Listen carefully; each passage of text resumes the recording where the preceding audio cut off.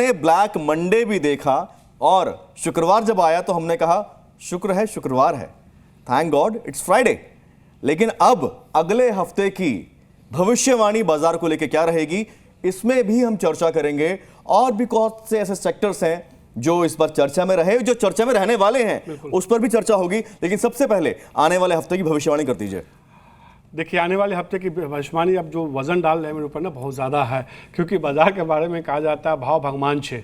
बाजार जो बोलता है वही सच है, बाकी जो कुछ भी कहते हैं लोग वो कहीं ना कहीं ऊपर नीचे होता हुआ दिखता है। तो कह सकते हैं कि इस हफ्ते खासतौर पर जो आपने ये अच्छी बात कही कि मंडे को हमने ब्लैक मंडे देखा और शुक्रवार को हमने ये कहा कि शुक्र है कि शुक्रवार है, सब कुछ अच्छा हुआ, अंत भला तो सब भला होता हुआ दिखा। अगले हफ्ते देखिए, एक तो 4 दिनों का ही कारोबार होगा क्योंकि मंडे को भारतीय बाजार बंद रहेंगे। अब उसमें ये कम से कम एक चीज़ें जो क्लियर होती हुई आ रही है सीधे तौर पर गौरव, कि कम से कम 90 दिनों के लिए टैरिफ वॉर रुक चुका है। भारतीय बाजारों पर जो रिएक्ट करना था कर चुके हैं। चीन की तरफ से पर जितना टैक्स लगाना था एक तरह से ट्रम्प साहब को लग चुका है। क्रूड में एक बड़ी गिरावट देखने को मिली, वापस से क्रूड देखिए $90-60 के नीचे ट्रेड करने लगा है। तो कमोबेश ये कह सकते हैं कि पिछले हफ्ते बाजार में जो इस हफ्ते बहुत बुरा दौर देखने को मिला वो शायद देखने को न मिले और वापस से बाजार थोड़ी ऊंचाई की तरफ बढ़ता हुआ दिखे। तो अब ये इंडियन मार्केट जो हमने बढ़ती हुई देखी है, तो क्या माने, सेंटिमेंट जितने लग रहा था कि हिले हुए हैं, सेंटिमेंट्स स्टेबल नहीं लग रहे थे, अब गाड़ी पटरी पर आ गई है।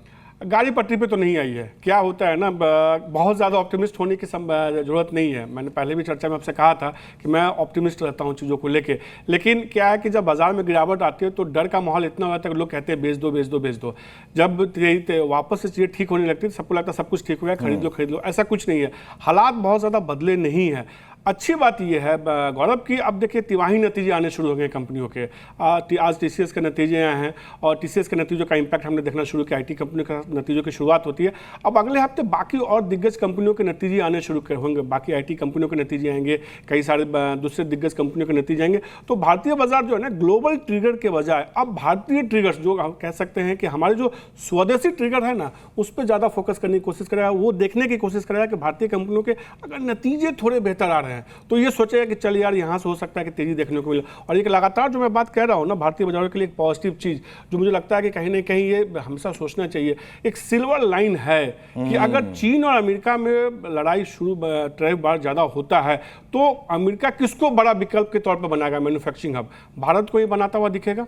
और एप्पल की तरफ से जिस तरीके से हमने देखा कि यहाँ पे प्लांट लगाया गया, मैन्युफैक्चरिंग को यहाँ पे उन्होंने शिफ्ट किया, जिस तरीके से पिछले कुछ दिनों में आईफोन से जुड़ी कई सारी खबरें भी यूरोपियन कंट्रीज की निगाहें चीन की जगह वियतनाम की तरफ भी देखी जा रही थी। बट यूएस के इस पूरे ट्रेड वॉर जब से शुरू हुआ है तो संभावना भारत के लिए ज्यादा नजर आ रही है। बिल्कुल, क्योंकि सबसे बड़ी बात क्या है ना भारत के साथ, कि भारत तमाम कह सकते हैं कि चीन, रूस और अमेरिका इन सब की लड़ाई के बीच में एक अच्छी बात यह होता है कि हमेशा न्यूट्रल हो जाता है। बिल्कुल, जिसको कहते हैं कि वो ठीक है, सबके साथ तो वो उसके संबंध अच्छे बने रहते हैं। और पिछले कुछ साल में जो पॉलिसीज चेंजेस हुए उसका फायदा होता हुआ दिखा। और एक बड़ी बात यह कि भारत में जो मैन पावर है ना वो बहुत स्ट्रांग है मैन्युफैक्चर। इसलिए हमने देखा कि पिछले कुछ सालों में चाहे मैन पावर की बात करें या ब्रेन पावर की बात करें, हाँ दोनों है।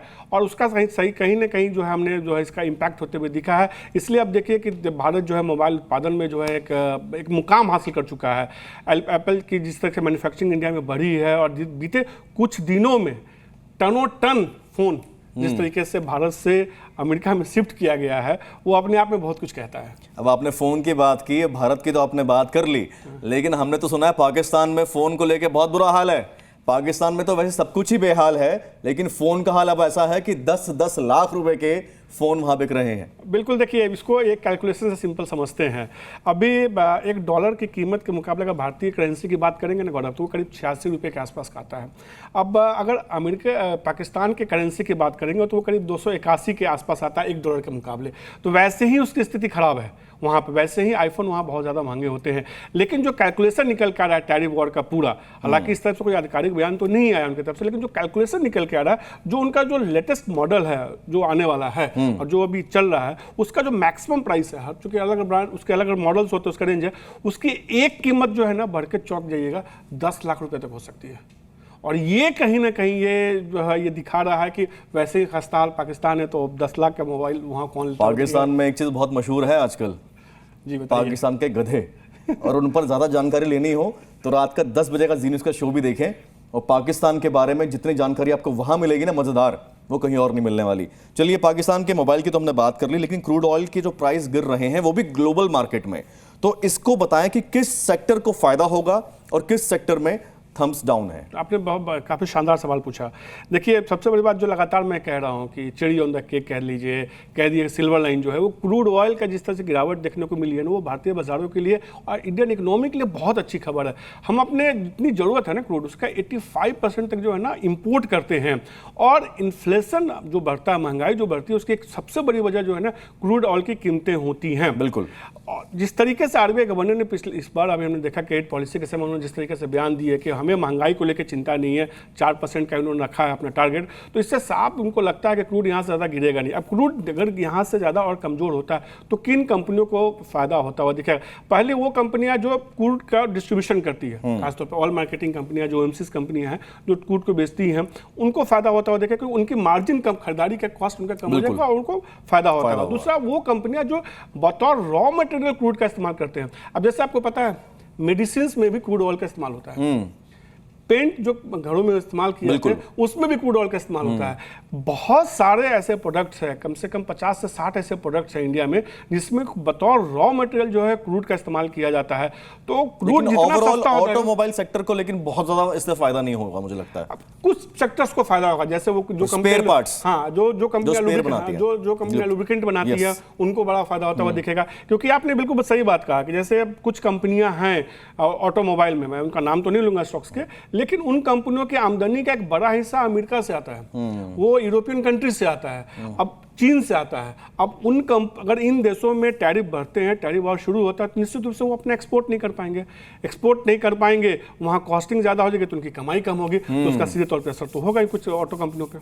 कमाई की बात आपने की, अब बात बचत की भी कर लेते हैं, खर्चे की कर लेते हैं, ईएमआई की बात कर लेते हैं। ब्याज दर जो घटाई गई है तो उससे ईएमआई पर क्या असर होने वाला है? जिन लोगों ने घर लिया हुआ है, अब एक एग्जाम्पल के तौर पे ले लें, किसी का अगर मान लीजिए 20 लाख रुपए का लोन चल रहा है, 30 लाख रुपए का लोन चल रहा है, 20 साल के लिए चल रहा है, तो एवरेज कितना फर्क आ जाएगा और ईएमआई फिर वो लोग जाके अपना कैलकुलेट कर सकते हैं, बैंक में जाके डिटेल बाकी ले लेंगे। मुझे ये पता था कि आप सवाल पूछेंगे, क्योंकि लास्ट टाइम पिछली बार जब हम शो कर रहे थे तो बार बार आप ईएमआई को लेकर ही सवाल पूछ रहे थे। देखिए, जिस तरीके से 2 बार ब्याज दरें घटाई गई हैं आरबीआई की तरफ से, और जो पहली बार घटाई गई थी वो तो कोरोना के बाद घटाई गई थी, तो 0.5% के आसपास जो है ना ब्याज दरें घट गई हैं, 50 बेसिस पॉइंट अब तक घट चुकी हैं, आधा % सस्ता हो चुका है ब्याज दरें। तो इसका अगर लोन के हिसाब से कैलकुलेशन करें, अगर किसी के पास जो है 20 साल का लोन है और वो लोन के अमाउंट अगर उनके पास 30,000 रुपये है, तो उनको समझिए कि साल का जो है 11,484 रुपये के आसपास बचेगा। यानी कि उनकी जो कुल रकम है, जितना लोन है, उसमें करीब करीब अब तक जो है 2,30,000 के आसपास का फायदा होता हुआ दिखेगा। अगर किसी के लोन का अमाउंट जो है 50 लाख से ज़्यादा है तो उनको 20,000 होगा, किसी के लोन अमाउंट जो है उससे ज़्यादा है तो उस आप सापेक्ष में आप देखते जाएं तो कमोबेश कह सकते हैं कि 12,000 से लेके जो है ना 70,000, 60-70,000 के आसपास के रेंज तक का लोगों का जो है सालाना जो है अब ईएमआई कम होते हुए दिख सकती है, अगर उन्होंने फ्लोटिंग पे लिया, जनरली सामान्य तौर पर फ्लोटिंग पे ही लिए थे। बिल्कुल। अब इसमें एक इंटरेस्टिंग सवाल मेरा और है, मान लीजिए किसी के ईएमआई में ये चेंजेस आ गए, बचत हो रही है, अब उनके पास 2 ऑप्शन होती हैं, या तो वो टेन्योर को कम कर लें, बिल्कुल, या वो ईएमआई के अमाउंट को कम कर लें, बिल्कुल। तो समझदारी वाली सलाह क्या रहेगी? देखिए, इसमें दोनों चीज़ें कह सकते हैं। कुछ लोगों का तो इसमें अलग अलग नज़रिया है। कुछ लोगों का कहना होता है कि टेन्योर को कम कर ले, और कुछ लोगों का कहना होता है कि आप अपनी ईएमआई को कम कर लें। ठीक है, वो आपको ये देखना होगा कि आपकी क्षमता कितनी है और आपकी ज़रूरतें कम है। उसमें मैं एक ये सलाह दे सकता हूँ कि अगर आपकी ईएमआई कुछ बचती है तो आप एक काम कर सकते हैं कि उस रकम का पूरा हिस्सा या आधा हिस्सा आप इन्वेस्ट कर सकते हैं इंडिया पे। और कुछ समझ में नहीं आता है तो आप इंडेक्स पे इन्वेस्ट कर सकते हैं, निफ्टी के इंडेक्स पर कई सारे फंड्स है, उसमें आप इन्वेस्ट कर सकते हैं। एटलीस्ट ये पिछले आप देखेंगे ना गौरव कि पिछले 5 सालों का अगर आप नज़रिया लेते हैं तो समान तौर पे 4 से लेकर 6 के बीच में इन्फ्लेशन रेट रहता है। ठीक है, अब अगर आप किसी फंड्स में, इंडेक्स फंड में इन्वेस्ट करते हैं या किसी ऐसे स्टॉक्स में जो सालाना 12% का रिटर्न दे रहे हैं, तो इन्फ्लेशन को वो बीट कर रहे हैं, इन्फ्लेशन को बीट कर दिया, और इनफैक्ट आप जो ईएमआई दे रहे हैं परसेंटेज भाई उसको भी बीट कर रहे हैं, उसका आपने ब्याज वहां से निकाल लिया। हाँ, तो एक बड़ा हिस्सा जो है आप वहां से निकाल सकते हैं, तो उस पैसे को और उसमें थोड़ा और पैसा आप जोड़ के जो है आप एसआईपी कर सकते हैं, और अच्छी कंपनियों में आप चाहें तो इन्वेस्ट भी कर सकते हैं अपनी वित्तीय सलाहकार के राय से। तो इस पैसे का इस्तेमाल आप इस तरीके से कर सकते हैं। चलिए, आपने इन्वेस्टमेंट की बात की, अब ये बताएं कि जो महिलाएं देख रही हैं, महिलाएं वैसे तो बड़ा शेयर है उनका शेयर मार्केट के अंदर भी, लेकिन गोल्ड एक फेवरेट इन्वेस्टमेंट हमेशा से माना गया महिलाओं का। बिल्कुल। अब गोल्ड को लेके जितनी बातें चल रही थी कि गोल्ड का प्राइस तो बहुत गिर जाएगा, 55 पर आ जाएगा, लेकिन ऑल टाइम हाइक पर अब गोल्ड चला गया है। तो गोल्ड के बारे में थोड़ा बताएं कि गोल्ड में इन्वेस्टमेंट की जाए या रुका जाए, वेट किया जाए, या जो किया हुआ है उसको निकाला जाए। देखिए, बाजार ऑल टाइम हाइक पर अभी है। बाजार के बारे में एक बात कहा जाता है, एक बात कि हर रोज यहाँ एक समझदार आदमी आता है और एक मूर्ख आदमी बाहर चला जाता है, क्योंकि बाजार जो है ना सबको सरप्राइज करता है। वो कह सकते हैं कि वो ब्रह्मा है, वो उनसे ज्यादा ज्ञानी कोई नहीं है। और यही हाल जो है ना आजकल गोल्ड में देखने को मिल रहा है। गोल्ड क्या करना चाहता है ये कहना मुश्किल है। सामान्य तौर पर एक थ्योरी होती है गौरव, कि अगर सब कुछ खराब है, सब कुछ बर्बाद हो जाएगा, बाजार गिर जाएगा, कहीं कुछ नहीं कमाई होगी, तो वैसी हालत में गोल्ड में ही इन्वेस्टमेंट देखने को मिलता है। लेकिन पिछले कुछ दिनों का ट्रेंड ये देखने को मिला। लेकिन सेंटीमेंट्स तो ऐसे चल रहे हैं कि एक्सपर्ट्स का ये भी तो कहना कि गोल्ड के प्राइस धड़ाम होने वाले हैं। मॉर्निंग स्टार्स ने कहा है कि 56,000 तक आ सकता है। उनकी अपनी रीजनिंग है कई सारे, कि जिस तरीके से गोल्ड। अब मान लीजिए किसी के पास अच्छी, किसने इन्वेस्ट किया हुआ है अपना एक एवरेज कुछ इन्वेस्टमेंट उन्होंने अपना निकाल के गोल्ड में किया हुआ है, और गोल्ड ऑल टाइम हाइक पर अभी है। बिल्कुल। तो उसको निकाला जाए या अभी जितने पर है ले लिया जाए, क्योंकि ये बढ़ भी तो रहा है लगातार। देखिए, मैं लेने की सलाह तो नहीं दे सकता हूं, लेकिन ये कह सकता हूं अगर आपके पास गोल्ड है तो होल्ड करके रखिए। क्योंकि भारत में एक चीज बड़ी बात ये है ना गौरव, कि लोग सामान्य तौर पे गोल्ड को बतौर इन्वेस्टमेंट नहीं, बतौर वो ज्वेलरी करते हैं। और ज्वेलरी में जो लोग पैसे इस्तेमाल करते हैं उनका पर्पस होता है उसको इस्तेमाल करना, और उनके साथ उनका एक इमोशन जुड़ा होता है। तो वो बेचने की बातें तो वो नहीं करते, वो होल्ड करने की बात करते। मैं भी उसी को कहता हूँ कि आप होल्ड करके चलिए। लेकिन जिन लोगों को गोल्ड में इन्वेस्ट करना है तो उनके लिए गोल्ड ETF जैसे मौके हैं, उसका वो इस्तेमाल कर सकते हैं। क्योंकि बहुत लोग 10 ग्राम नहीं खरीद सकते गोल्ड, क्योंकि 10 ग्राम के अगर आप 95,000 रुपये देंगे तो नहीं दे सकते। लेकिन उसके छोटे छोटे फॉर्मेट भी, 1 ग्राम का भी गोल्ड आप गोल्ड ETF के तौर पर खरीद सकते हो। और भी कई तरीके हैं, तो उसको अपना के आप गोल्ड में इन्वेस्ट कर सकते हैं। ये मैं बात जरूर कह सकता हूं कि गोल्ड सरप्राइज करेगा और किधर सरप्राइज करेगा ये कहना थोड़ा मुश्किल। और अगर आपके पति कहें कि अरे गोल्ड के प्राइस गिरने वाले, निकाल दो, तो अपने पति को सरप्राइज कर दीजिए ये बोल के कि देखो गोल्ड जब आपने ज्वेलरी के फॉर्म में लिया है तो मेकिंग चार्जेस भी आपने दिए हैं, और उसको भी बीट अगर करना है तो गोल्ड को होल्ड भी करना है। फार्मा की बात कर लेते हैं। आपने अच्छी बोली, गोल्ड को होल्ड करना है। और आप फार्मा की बात कर लेते हैं, क्योंकि जब इतना सरप्राइज अगर होता है चीजें, तो फार्मा को लेके लेकिन बहुत पॉजिटिव सेंटीमेंट देखे जाते हैं, क्योंकि भारत को तो कहा जाता है कि वर्ल्ड की फार्मेसी है।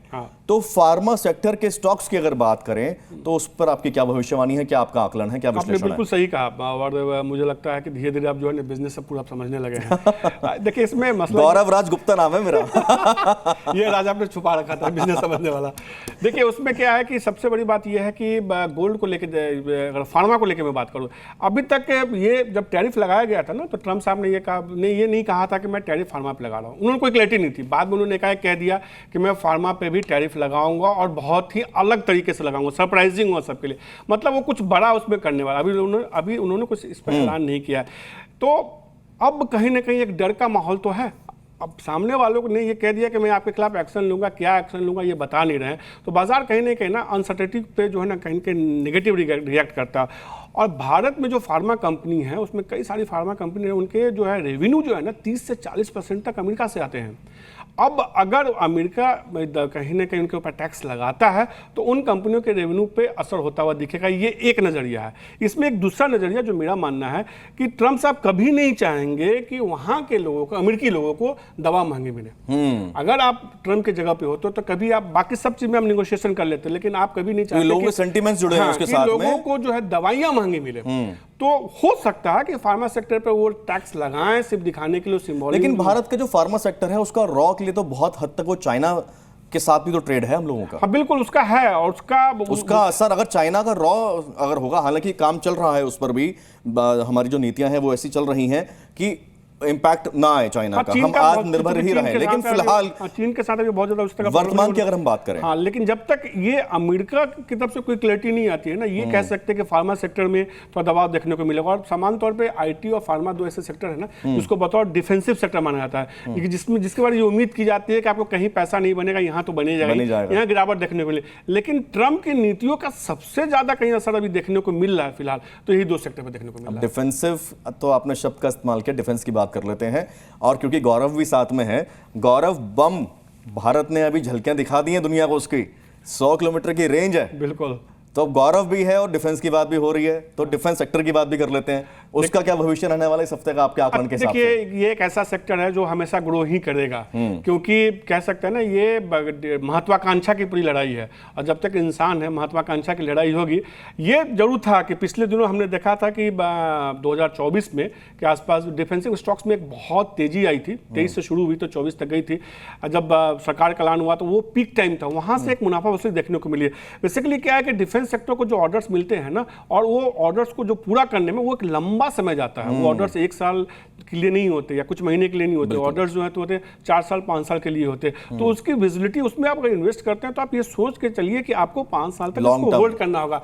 और डिफेंस में एक अच्छी बात ये भी है ना, सबसे बड़ी बात है कि सरकार डिफेंस में विदेशी कंपनियों को दे तो रही है, लेकिन उनको करिए जो करना आप यहाँ के करो, यहाँ से बाहर नहीं करना है।